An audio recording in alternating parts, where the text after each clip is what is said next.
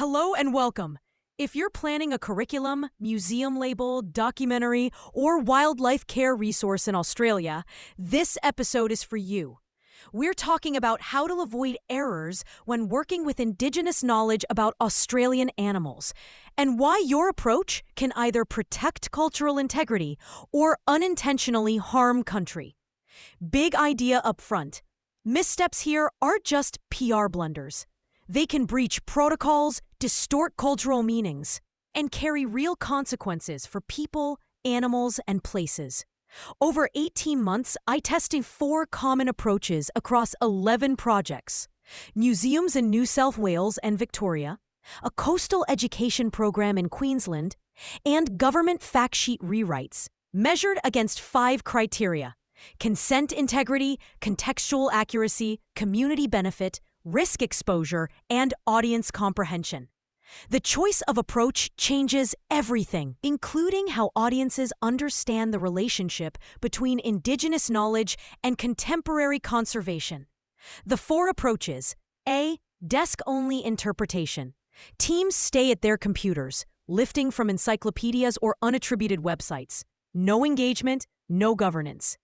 B. Compliance-only consultation. A single meeting or email to check pre-written content. Box ticked, no shared decision-making. C. Co-designed and community-led. Start early with traditional owners and knowledge holders.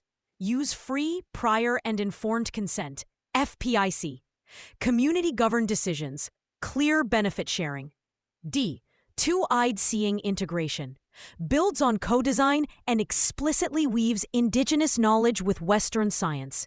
Guided by AIATSIS, ethics, care data principles, and agreed protocols, so each system stays intact and informs the other. Why this matters. Desk only treats knowledge as extractable content. Compliance only treats it like text to be verified. Co-designed recognizes knowledge as a living relationship. Two-eyed seeing honors complementary systems without one swallowing the other. Done well, it changes how people see country, animals, and responsibility. Let's go head-to-head across the 5 criteria. 1. Consent integrity and cultural safety, FPIC. Desk only, a minefield. You're guessing what can be shared. Restricted, gendered, or place-specific content gets misused. Compliance only, better but fragile. One-off approvals miss nuance. Context shifts make approved usage inappropriate. Co-designed, consent is built in. Governance groups flag issues early, swap out misfit content, and guide what stays on country. Two-eyed seeing, as strong as co-design, but the weaving of systems demands even tighter, shared governance on what belongs in public. Insider tip: the strongest FPIC includes consent check-ins at every milestone. Authority is a relationship, not a one-time signature. 2. Context fidelity and accuracy. Desk only, prone to romanticization and flattening complexity, turning a dingo into either spiritual figure or pest, missing local law and kinship. Compliance only, fixes obvious errors, but slides into generalizations. The dreaming story, as if there's one for all peoples. Co-designed, keeps local context front and center, naming country, season, place, and honors when stories shouldn't travel. Two-eyed seeing, aligns language and categories, placing scientific observations alongside local seasonal calendars, without forcing one to validate the other. Takeaway: accuracy isn't just correct facts, it's correct relationships. 3. Community benefit. Desk only. Little benefit and real potential for harm through extraction. Compliance only. Maybe an honorarium or a name, but rarely benefit sharing or capacity building. Co-designed. Budgets for participation and governance time. Training and employment pathways. Visibility for local artists and knowledge holders. Two-eyed seeing. All of the above plus joint research, co-authorship with elders, and data sovereignty. If you can't clearly describe who benefits, how, and when, your plan isn't culturally safe. 4. Risk exposure, desk only. High legal, cultural, and reputational risk. The fast track to pulled content and apologies. Compliance only reduces some risk, but thin consent resurfaces problems when content is reused.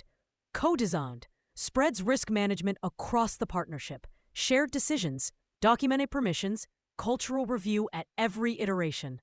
Two-eyed seeing adds protocol clarity.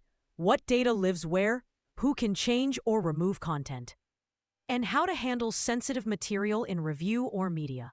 Rule of thumb: if you can't name the cultural governance group and the process for consent withdrawal, risk is still too high. 5. Audience comprehension. Desk only. Simplistic takeaways or stereotypes. Aboriginal people believe, followed by a token vignette. Compliance only feels like a fact check with a token quote. Audiences sense it's superficial. Co-designed, richer. Place-based stories that show living relationships between people, animals, and country, and the responsibilities that flow. Two-eyed seeing helps audiences connect Indigenous knowledge and contemporary conservation without suggesting one replaces the other. Visitors learn, for example, how a local seasonal indicator aligns with observed breeding cycles, and why some knowledge is intentionally not public. When audiences respect limits, you're doing it right. So how do you move from A or B to C or D? Start with people, not content. Identify the appropriate governance body: PBCs, land councils, cultural centers, elders groups, and ask how they want to engage. Budget and time for it. Respect community cadence and responsibilities. Use FPIC with milestone check-ins. Consent is ongoing. Agree on benefit sharing in writing, payments, attribution, co-authorship, data access, and future use. For two-eyed seeing, create a joint working group of elders and scientists and decide together how knowledge systems will sit side by side. Follow the AIATSIS Code of Ethics and the CARE principles: collective benefit, authority to control, responsibility, ethics, so data sovereignty is built in, not bolted on. Quick do's and don'ts. Do name the specific country and language group when local content is approved to share. Do distinguish between public stories and restricted knowledge. And be comfortable leaving some things unsaid. Do pay for expertise and governance time. Do document permissions, scope, duration, reuse, and withdrawal processes. Don't rely on generic sources or pan-Indigenous narratives to fill gaps. Don't collapse diverse laws and relationships into a single, dreaming story. Don't treat consultation as a one-off hurdle. Don't assume scientific framing is neutral. Make space for Indigenous categories, meanings, and responsibilities to stand on their own terms. Is this slower? Yes. But projects that take the time avoid harm, land better with audiences, and leave communities stronger.